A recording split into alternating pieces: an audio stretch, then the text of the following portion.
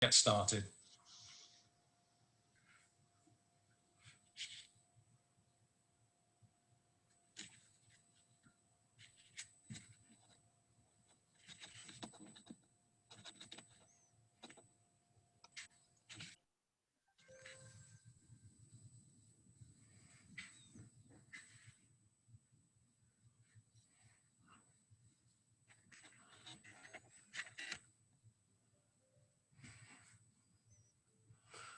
So Anna, I'm just going to wait for the word from you to get started. So you're the boss, you're in charge.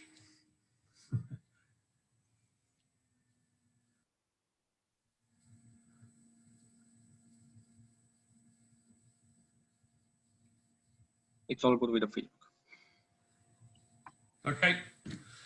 Thank you. Well, a good morning and a very warm welcome, everybody. Firstly, I hope everybody's safe and well and continuing to adapt to this changing world that we're in the midst of. My name is Colin Lovering. I'm the international business partner with Brainovate Creative Leadership Consultants. I'm also the senior advisor with our friends COS. Thank you for allowing me to use your office today. And finally, I'm the vice chairman of the BRCC. Now, I think it's fair to say the last few months have taught us a thing or two, particularly about relationships, with our families and our colleagues and with the business community. And it's been hard to make new acquaintances during this time, but I am delighted to say that the BRCC and Romania Insider have done exactly that. So it's the first of what I hope will be many joint business events that we do together. So a big thank you to Volker and the Romania Insider team, and thank you to Anna, Stefan and Madalena from the BRCC for putting this session together. There will be an opportunity, ladies and gentlemen, to ask questions, so you can either put those onto the platform and we will either tackle those at the time or we'll find some time towards the end of the 1 hour to answer your questions. So please get those coming in. We're also streaming live right now, I understand, on Facebook. So if you've got colleagues around or people around, send them a message quickly and say, get on Facebook. I'm going to be on the television. So if you can do that. Now, before our friend COVID-19 visited the world, Romania was at the forefront of implementing digitalization, both domestically and internationally. Many organizations have used this challenging few months programs, thus providing, we hope, this good competitive edge for Romania. But on the flip side, I guess, leadership has been a huge challenge with people working from home. At the same time, the organizations need that creativity, collaboration, loyalty, and commitment to continue and drive the business forward as we start to see 2021 not far away. Now, to provide some expert insight, opinion, and advice on these two crucial areas, I'm delighted to introduce my fine panel of speakers in the shape of Teo Galia, the General Manager at Colt, Marius Hanganu, the Managing Partner with Tremend, Mamas Koutsianis, the Managing Partner of More Assurance Services, and finally Steve Openshaw, who's the Audit Leader with Deloitte Romania. So a very warm welcome to all of you. I will, gentlemen, as we come to you, ask you to give us a quick introduction to what you do in your organization, and then we'll flow through the questions. Now, Marius, if I can come to you first, my friend, and really sort of talk about digitalization. Congratulations to Tremend, because through all of this, I think you've been picking up awards internationally as well. So congratulations on that. Please, Marius, tell us a little bit about Tremend, but then sort of tell us about digitalization and how you've seen it from your perspective, the customers that you're serving, but generally within Romania, before COVID, through COVID, and how you see it sort of transforming over the next few months. Welcome, Marius. Sure. Thank you, Colin. Hi, everyone. A bit about Tremend. We are a technology group, over 400 people spread across the world, but of course, most of us in Romania. There used to be more in Bucharest, now it's less. a lot of people working from the mountains and so on, which is good. We've been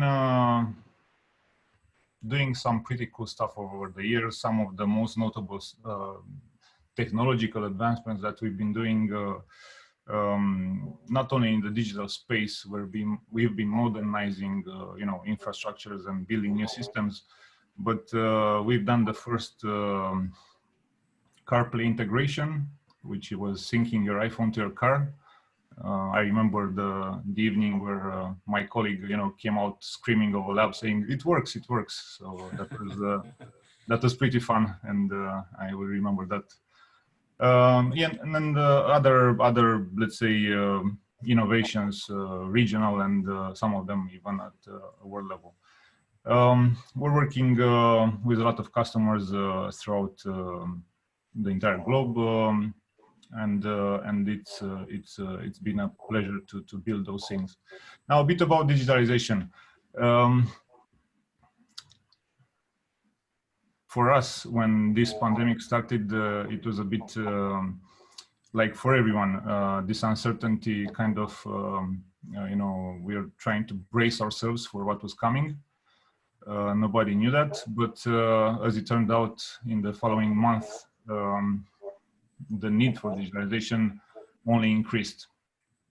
And while some sectors did remain behind, others kind of exploded, let's say. And I would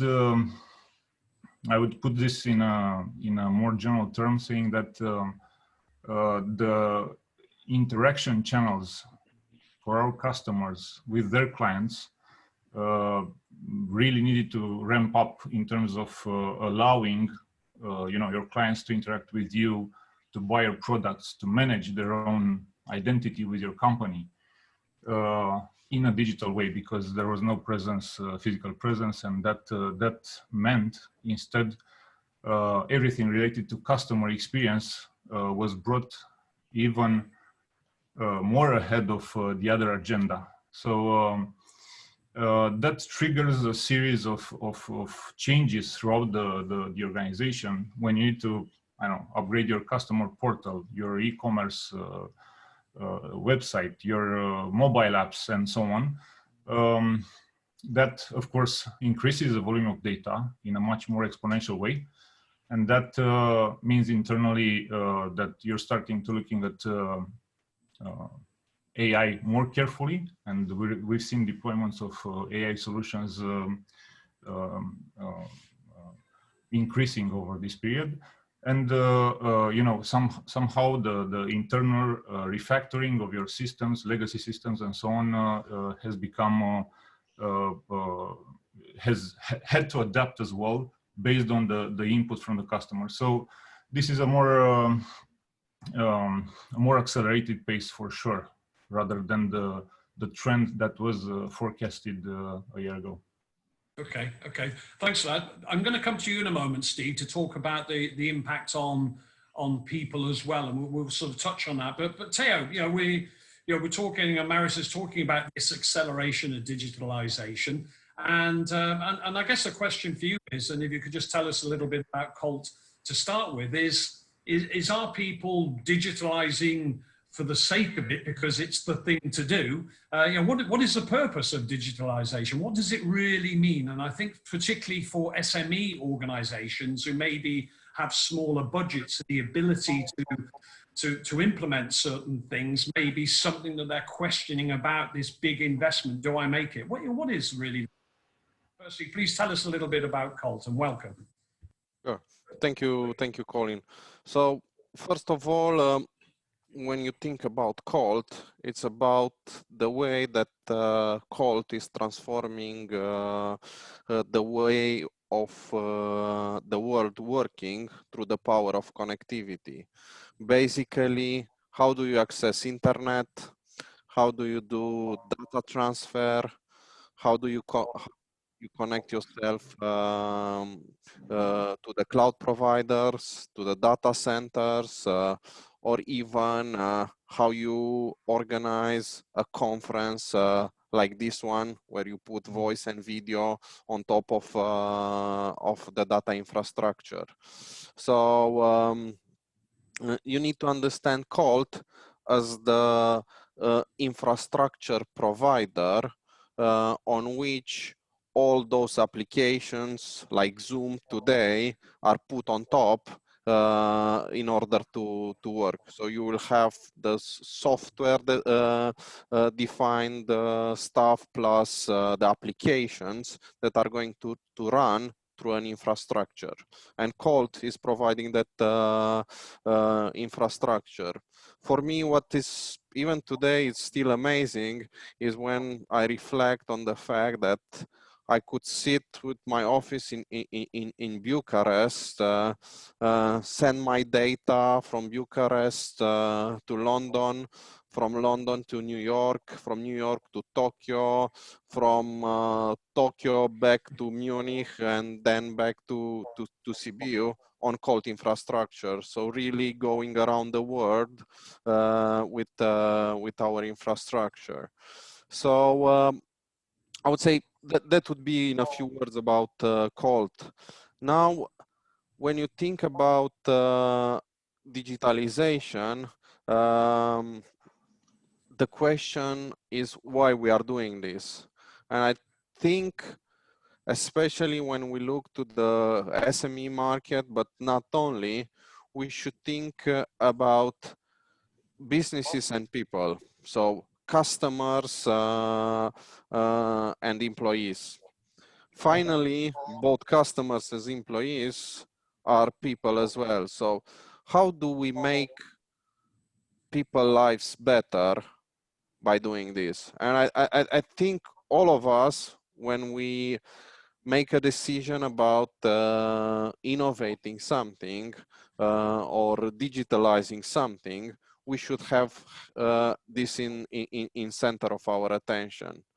Because in a world that has so rapid changes, where you're so stimulated, you risk very easily to find yourself doing a lot of things without knowing exactly the direction of where you want to head.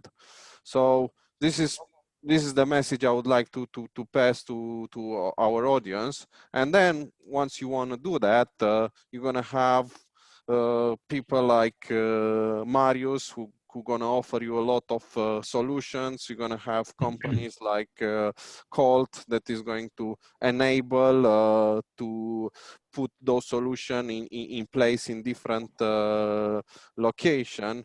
But you as an entrepreneur or as a manager or as a leader in the organization, the responsibility on the decision of how and what you want to achieve stays with you. And I think this we should all reflect about. Yeah, and I guess you're saying is, do it for the right reason. Steve, there's a question that's raised by Theo there about doing things that's right for the employee and also for the customer. What is the balance there in your and what is the danger there? Are certain companies focusing too much on the value to the customer, and employees are starting to get nervous with it? We heard before COVID about the acceleration of digitalization, and there was this myth that I think was dispelled about robots will take your jobs, and we're saying no, they will replace. Oh, I think we've just lost Colin there, have we? If we have, I'll continue. Well, I think the direction that he was going in. First of all, for me, I'd like to introduce Deloitte briefly, where I think Deloitte is well known to many, but Deloitte is really an organization which I describe as a people organization. It's an organization where our clients should be knowing Deloitte for its people as opposed to its technology. And we've got 2,500 people in Romania, approximately. I'm leading a relatively small group of 200 people who are the client-facing professionals that do the audit work. This whole topic around digital transformation, which for me is about four things. It's about firstly, this process of digitizing things that used to be manual, process around digitizing invoices, contracts, product catalogs, whatever it is, in a way that makes them shareable. It makes them easier to work with, easier to communicate with. It's about three other things, which is the cloud. It's about the automation of processes, and it's about analytics. It's about the artificial intelligence connected to analytics. And I think that the interesting thing with the COVID, of course, is that all of these digital transformation technologies really meant that many of our employees, at the point that we dropped into the COVID and we dropped into the necessity to do remote working, that this enableization from the digital technologies enabled us to continue working with the clients in a slightly different way. And I think that's very common to many businesses.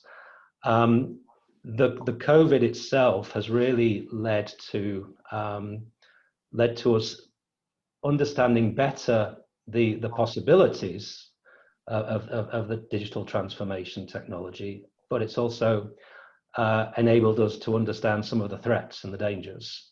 And I do think that for a people organization especially, that the dangers faced are very much around some of the let's say the human aspects connected to the digital transformation. It's the we can all imagine, we all work with an organization where there's a certain sense of culture, where there's a connection to the to really everybody has a certain level of meaning, and connection to the greater thing, which is the organization, and that there are challenges that we face with that being lost through remote working. We have a whole range of different employees in different situations. Some are really alone in small apartments. Some are with families. The different pressures faced, we could go into in more detail from those situations. And I think there's a threat there that if we don't get the balance right in the future, of how we connect, those people, how we change the working habits of working with technology, then that is the threat. The opportunities are enormous, and the opportunities, of course, are around, the cost savings that can be made from the advantages you have over your competition, from working more quickly and being more agile. The opportunities are all there, but there's a big topic, of course, with this area, and the question is what happens next with I see Colin's returned. What happens next? Digitalization didn't work for me. My apologies. All right, so I've answered the question, Colin. Okay, that's perfect. You didn't hear it. I can purely guess that you answered it in a very good way. So thank you very much for that, Steve. And apologies, my laptop crashed for some reason. I've switched it to another one, but we're back on board. So. Very good, very good. Oh, the challenges of this world. My friend Mammoth, you've been sat there patiently waiting, and Steve's involved in the audit business. You're involved in the audit business as well as those more traditional areas. How are you sort of, I guess audit is a big challenge on its own without the face-to-face and physical interaction, but how are the traditional industries dealing with digitalization? And taking Tio's point earlier, are in some places we're overcooking the goose a little bit?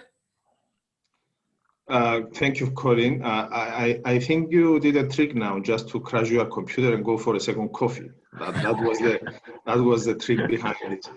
Anyway, ladies and gentlemen, welcome to our chat today. Indeed, Colin, digital technologies change the way we do business. I don't think that the pandemic we are facing now has initiated this. It just has expedited it, and it has, in a way, pushed all the businesses, all the business agents to do the steps that they could have done in 3-5 years, to do them in last 6 months that we are already in the pandemic. If you remember, we have done our CEO talk series in the last during the lockdown, and we have seen a lot of businesses and business leaders, and they talk about it and how they have transformed their business and how they are coping with their people in this period. What does it mean to work remotely from all over the place, sometimes from different cities, even as is in our case now, even from different countries. We have speakers from different cities and countries here on the panel. As in more assurance and advisory, we are a smaller organization of around 65 people doing audit and advisory and outsourcing as well. We had technology. We have upgraded our technology to the level that we don't need physical presence in the office, although sometimes physical presence is needed.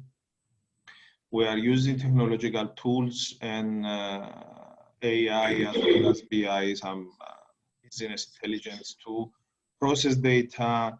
We are using robotic technology to process documents of clients, and so far is working pretty well. The big challenge is to keep the motivation of our people. As Steve said, we are a people's organization as well. You are dealing with emotions of the people, and I think this is the challenge that we all need to overcome instead of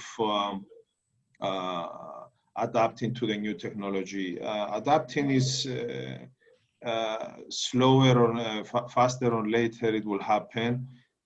We need to keep an eye though on dealing with the motivation of the people and their emotional world. Okay, thanks, Mamas.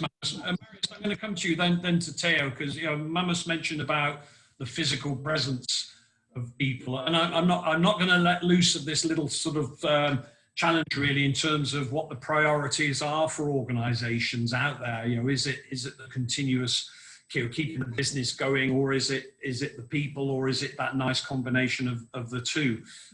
So Marius, from your perspective, you've got a lot of people working from home. How are you as an organisation really sort of coping in terms of keeping that? Because I guess, Tremend, you are an entrepreneur yourself, and I know your business partner very well is another entrepreneur, and I'm guessing you're encouraging entrepreneurship within your organisation. That's probably one of the main reasons for your success over the last few years. How do you maintain that? How do you keep that sort of creativity and that collaboration and that team spirit going in these current times? And is one, a second question is the unknown factor, and Theo, I'm going to ask you to focus on this, is the unknown factor, we don't know when this is going to end, having a bigger psychological impact on our people than we actually realize. So if you could take that first question, Marius, please. Sure. So, I mean, in IT, it's a bit simpler. So our colleagues, over 400 people, are used to working remotely, and that didn't feel much of a change when it started to happen. But as time passed on, and now with the second or third wave, it's even a bit more difficult. It's clear that you get this anxieties and all kinds of feelings from not interacting with people and sitting in front of a monitor and just seeing 2D images of social interaction. To be perfectly honest, I'm kind of in an asking whoever I meet, if there's a magical solution to this problem. How do you engage people? How do you do that? I keep like waiting for a solution. You know, somebody should figure out the Elon Musk of social interaction. I don't know, something like that. Should figure out a way to engage people over the internet somehow. And to be honest, we're celebrating 15 years next week, you know, there's been a lot of discussions. How do you organize the team building and so on? And we don't have a solution for that. We have, you know, the typical gathering online with, okay, maybe a moderator, maybe some games. How do you organize games online? Okay, so it's extremely complicated, and there is no Elon Musk yet, to my knowledge. Maybe somebody else has a solution to this problem. But it's clear that you know, people need to be more disciplined about their time. So time management needs to become a top rank interest with everyone in how you manage your breaks, how you manage your out of home time, interacting with colleagues and family as well. So as we've seen trends, coaches, psychotherapists, as I was saying earlier, are increasing in numbers. Also, people who are, you know, preaching and teaching this techniques in time management and so on will probably increase. This is pretty important to keep a healthy, mind. So just on that point, I did hear a great idea the other day where somebody's organising for, I guess, on Zoom calls with the family. Alcohol's normally involved in it, and then you have a good Zoom call. So maybe there's a thought there. But I know for a Christmas party, I think somebody's organising party packs. You send that to all the employees, and they get on the Zoom call. A little bit like I did a couple of weeks ago on a stag and a bachelor party on a Zoom, which I won't describe. But it was almost the same as the physical bachelor party, so it can work in any way. Hey, I'm going to come to you because you're a psychologist, so you know, this is a good question to be putting to you in terms of that sort of impact. I'm interested in what your thoughts are in terms of about, you know, people within organisations, but also for us serving our customers. You know, the relationships with our clients, particularly from a customer relationship sales perspective. I saw a recent article from one of the leaders of the banks here, from M&T Bank, who was talking about, you know, now customers are not coming to the branches, they need to show much more empathy. So, you know, I guess that emotional intelligence as a skill is coming to the, I know with Brainovate, I'm working more and more on emotional intelligence as a skill for leaders than anything else. From a psychologist point of view, what are you observing out there? Sure, thank you, Colin. So first of all, one of the key observations that I had is that people who struggle the most were people who set themselves mentally that this is something that needs to pass. I just need to make an effort until it's going to disappear, and then I'm going to get my life back. And I think this kind of mindset exposed people to the highest level of struggle. People that started to cope and manage their life better were people that accepted in their mind that the world as they know it before is not there anymore, and that there is a new world and they need to have a life in different circumstances, not only holding themselves, restricting themselves in this period with the hope that in 1 month, 3 months, 6 months, everything gonna go away and everything will go back to what they know. So that's one point, the way that you set yourself mentally towards what is happening. Then I think, and us in Colt, we are putting a lot of emphasis is how we help our people to ensure that they maintain and cultivate a good mental health.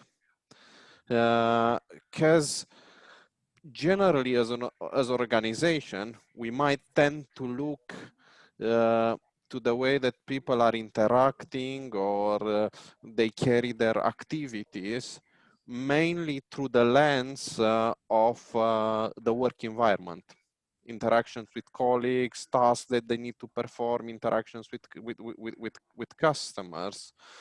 But I think it's very important to wider the way that we are assessing the way we support our people, because we have now a much more complex new environment that change their personal lives as well. And the delineation, the segregation between personal life and professional life is less feasible that it was in the past.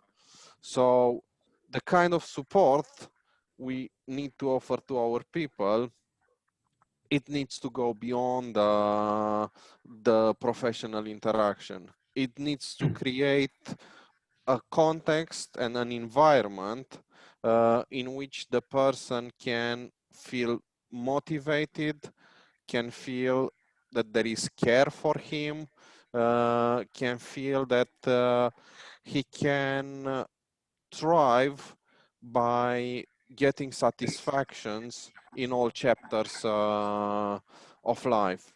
And then you asked me about customers as well, and I was saying in my first intervention, when you talk employees or when you talk customers, you always talk people in reality. That's the people side is truly the common point for all of us, regardless of the role we have in the company or in the family or in the society. And then from the psychologist's perspective, you need to go back to the basics, which are listening, caring, being empathic, being honest, being authentic.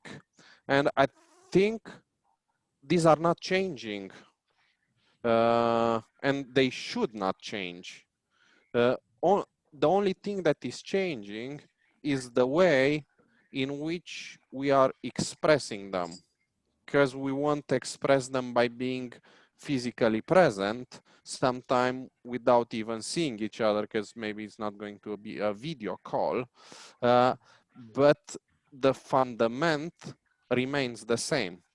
So when we speak with your customer, care about him. Think he's a person like you as well. Listen to him, be empathic with him, be flexible and understand he has probably similar challenges in his personal life like you have. And I think if we're gonna do that, customers are going to be happier, they will feel understood, they will feel supported, and people will also feel that they can deliver on their work objectives, but by achieving a good balance in delivering on their personal objectives. Can I come in a bit on some of those topics, please? I was going to come to you, Steve, on that. I think we've got some problems with the sound. Yeah, your sound is, your microphone's not great. I can hear everybody else fine.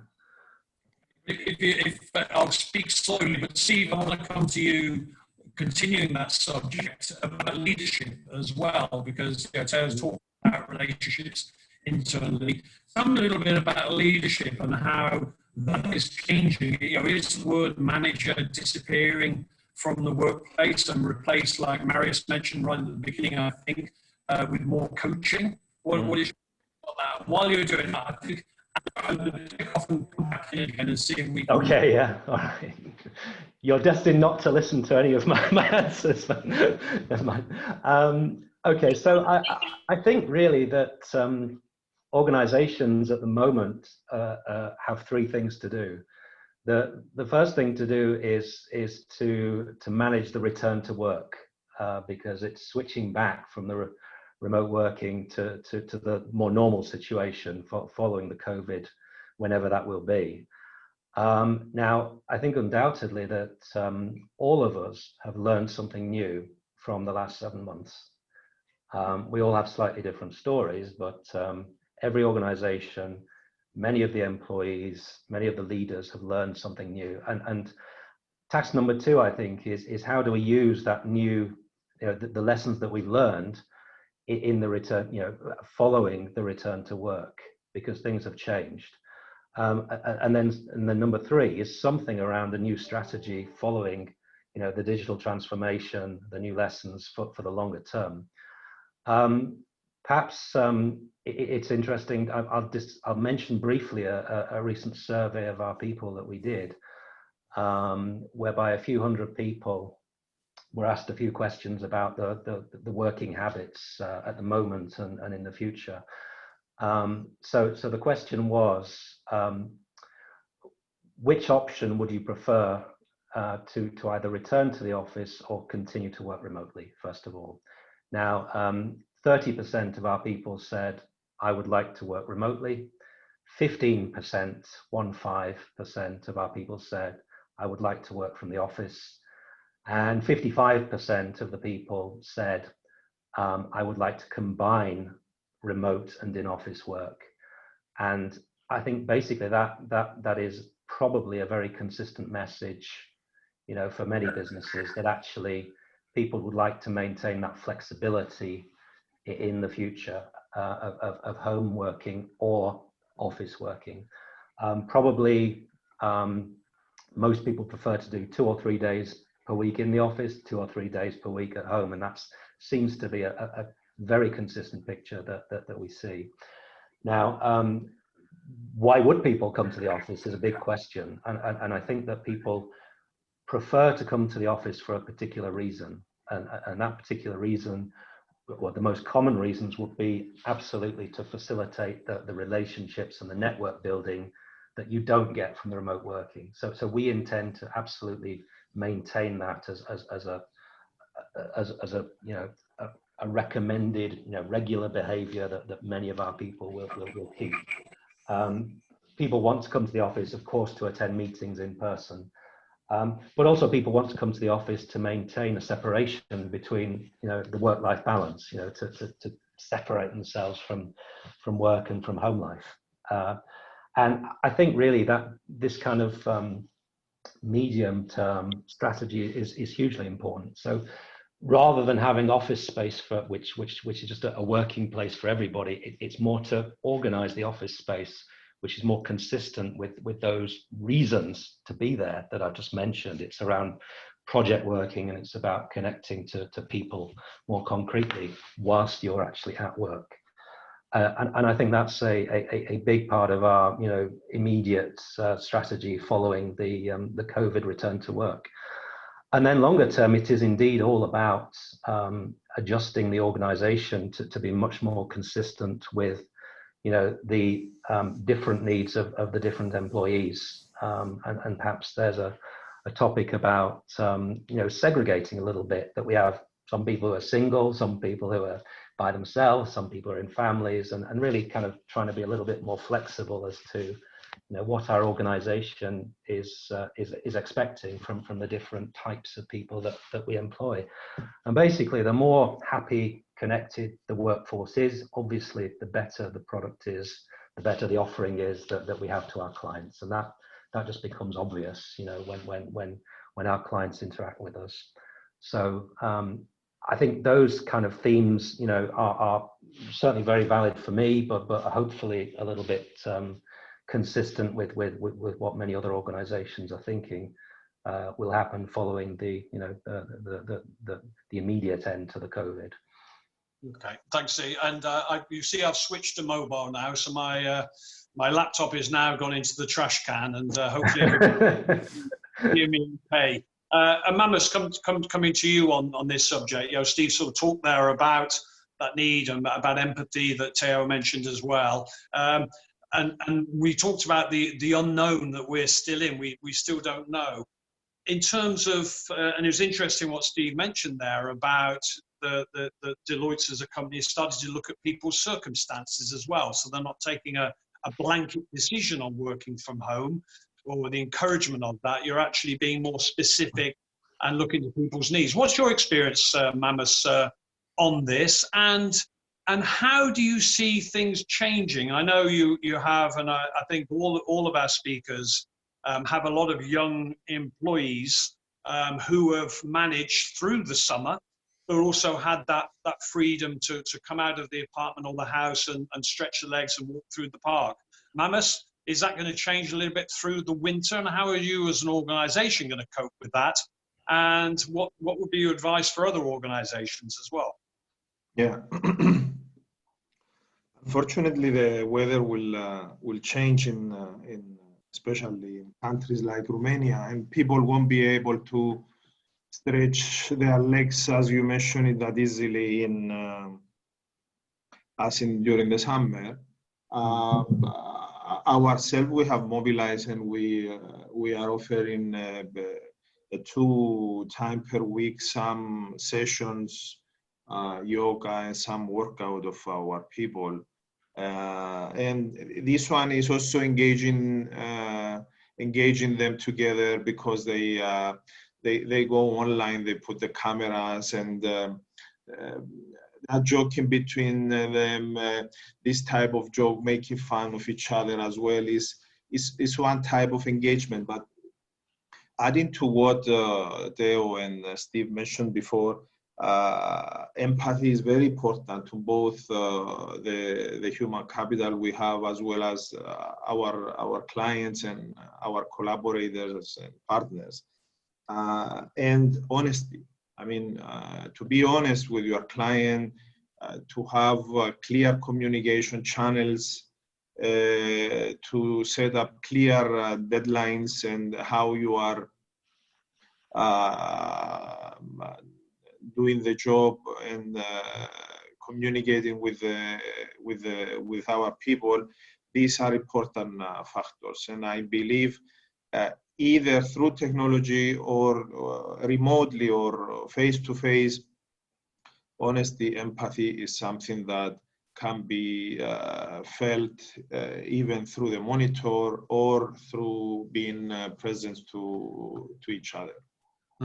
That's true. That's true. I think it's fair to say our relationship has grown stronger through COVID, hasn't it? So there's a good example. Marius, I want to come back to you in terms of industries, because there are, let's call them COVID winners out there. There are organizations, I guess including your own, who have actually, choose my words carefully, but have been able to continue to grow. What other industries do you identify that will be, growing quite substantially through this period? And what are the industries you feel are really going to suffer if this continues? And I guess we can say right up until Christmas, because nobody wants to be tested positive just before Christmas. So I think up until Christmas, everybody's going to wrap themselves in cotton wool and protect themselves. Into the new year, we don't know. So what are you sort of seeing out there in terms of the, let's call them COVID winners, and potentially the COVID losers, and what's the advice for these people? Sure. With our experiences, mostly in e-learning, public sector, logistics, e-commerce, and semiconductors, and I'll say just a few words about each of them. E-learning is it's a clear choice, and not only the platforms and so on that are showing up for facilitating the online learning, but we've had even cases, and we've actually built a product based on that demand, which is related to anti-fraud during exams. which has become one of the hot topics in the pandemic, how to prevent cheating during exams. And in our partnership with Typing DNA, we've managed to build this product for all kinds of education institutions. The public sector is definitely one that increased its spending, and for us, when we say public sector, it's mostly the European Commission, actually only the European Commission, which is a big spender, and it's a growing sector for us. That's for sure. Also, as an attempt to sustain the economy, of course. Logistics, it's the guys were talking with various couriers in Romania, and they definitely need to liberalize the market, you know, to move into that sort of global type of you know, having couriers joining remotely and increasing the workforce based on demand and so on. E-commerce is clearly a way to interact with your offering, and the networking part, which of course all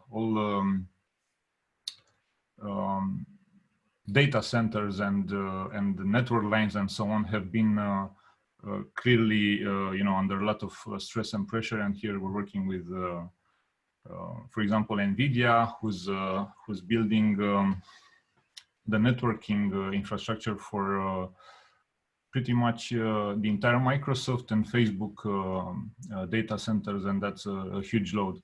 So yeah, that's in a nutshell. Okay, thanks, Theo. Coming to you.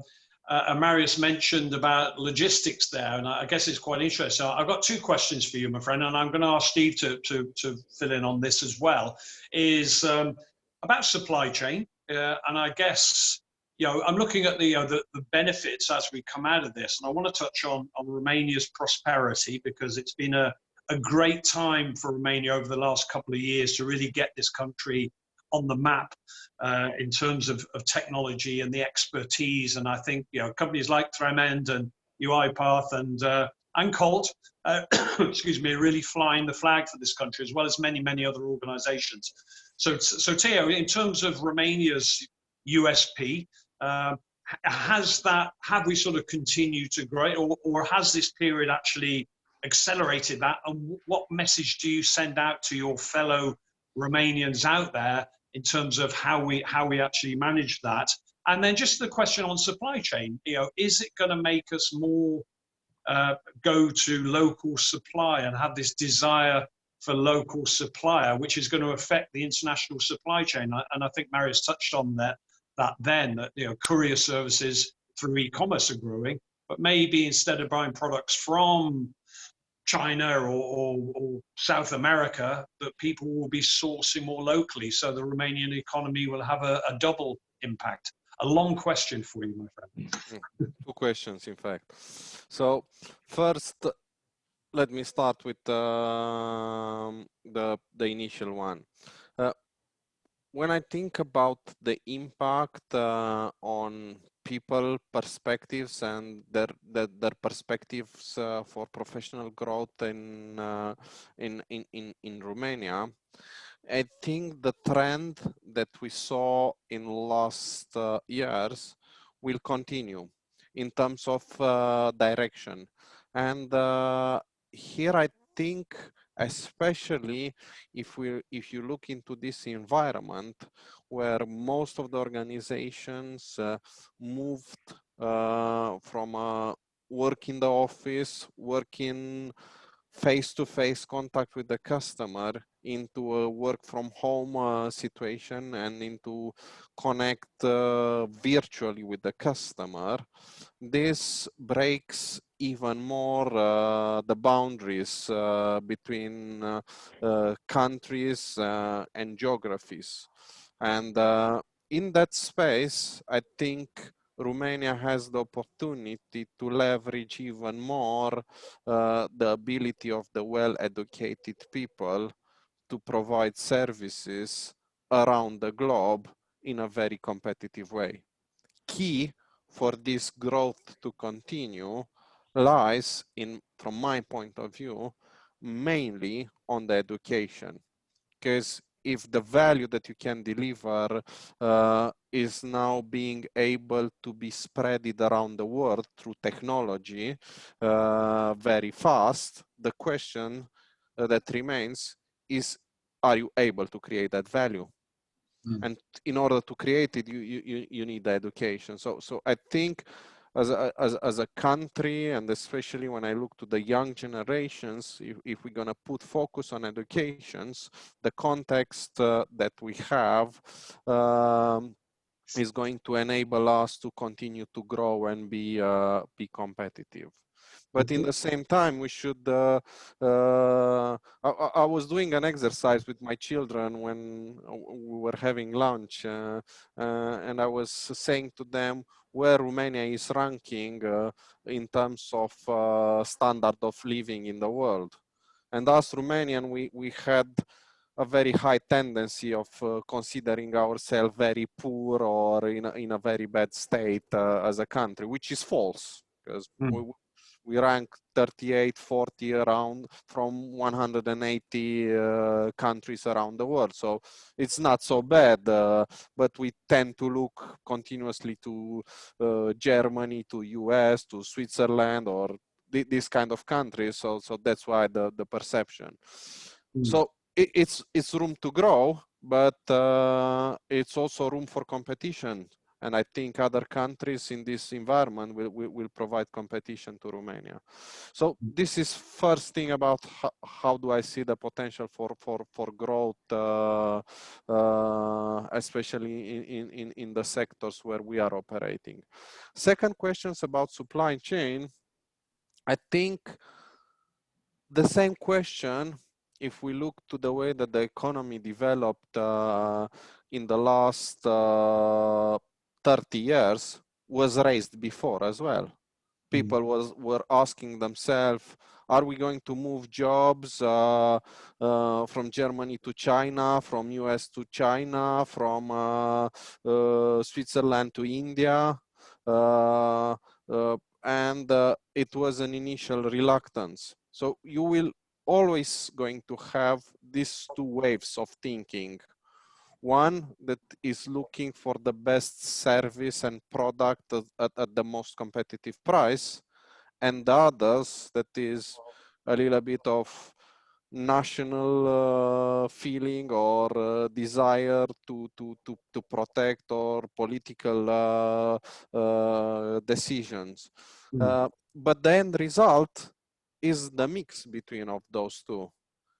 And that's of course a personal view. I don't see disappearing or completely changing the balance between those two. I think we're gonna still have a market and an options for those that wants to buy the fastest, the cheapest, the most competitive product, and the ones that feel that need to support more a local producer.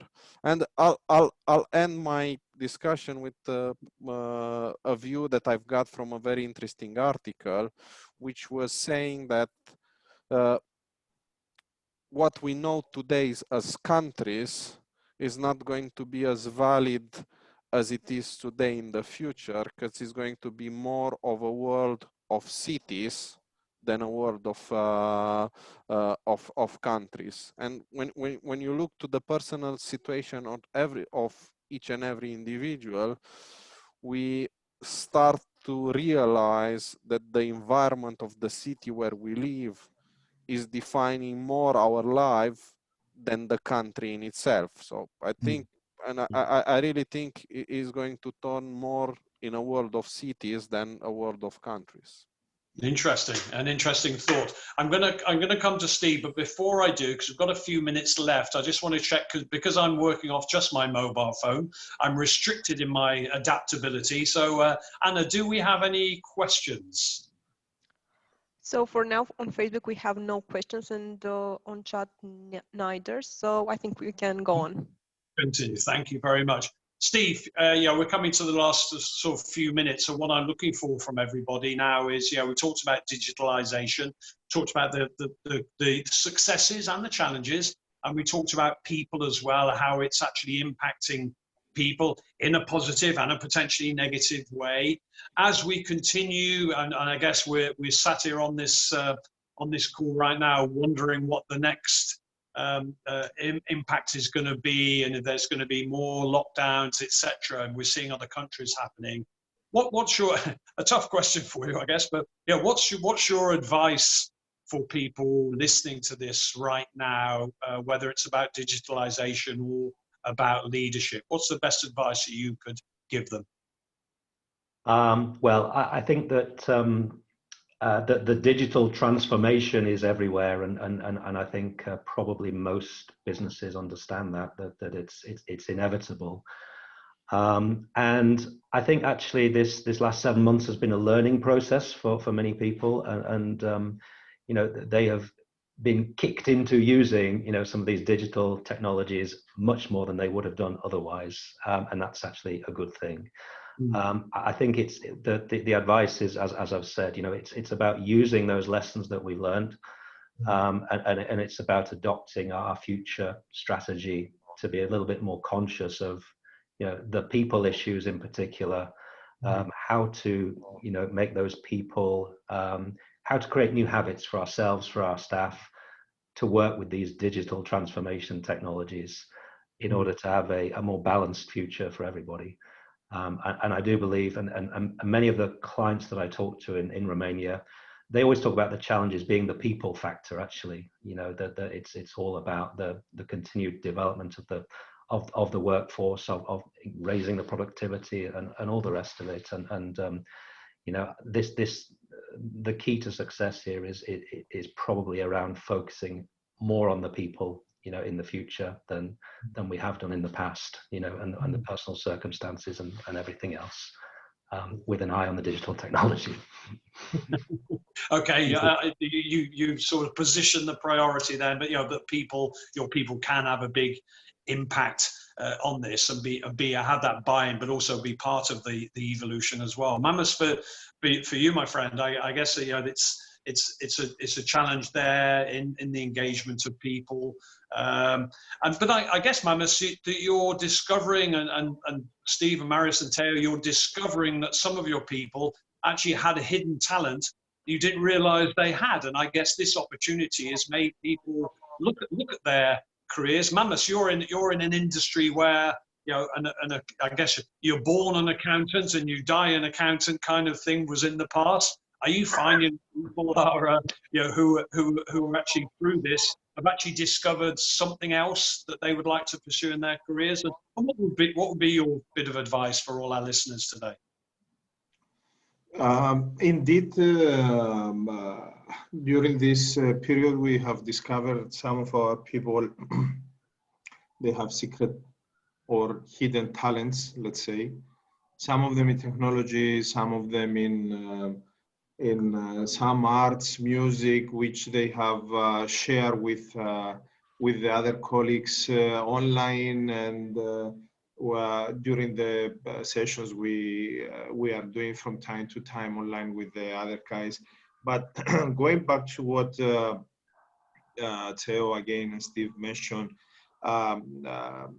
we are moving to a more individual slash group approach, seeing the needs of the individual, and the fact that it matters the city we live rather than the country is because of this.